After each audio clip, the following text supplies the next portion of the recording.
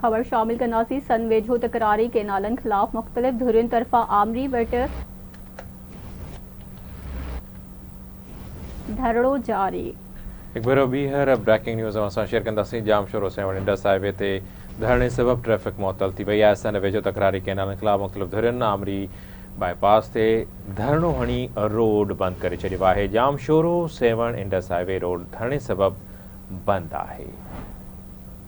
खबर असां share कनासी जसकम अगवार doctor नियाज़ कालाड़ी जी बि धरणे में शिरकत। अपडेट कनासी सन वेझो तकरारी के नालन खिलाफ मुख्तलिफ धुरियुनि तरफ़ा आमरी वटि इंडस हाईवे रोड ते धरणो।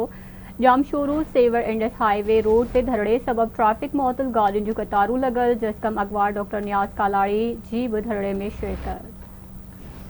सन वेझो तकरारी के नालन के खिलाफ मुख्तलिफ धुरियुनि तरफ़ा आमरी वटि इंडस हाईवे ते रोड ते धरणो हयो वियो आहे। जामशोरो सेवण इंडस हाईवे रोड ते धरणे सबब ट्रैफिक मुअतल गाड़ियुनि जूं कतारूं लॻी वयूं। जसकम अगवान डॉक्टर नियाज़ कालाणी धरणे में शरीक थियो आहे।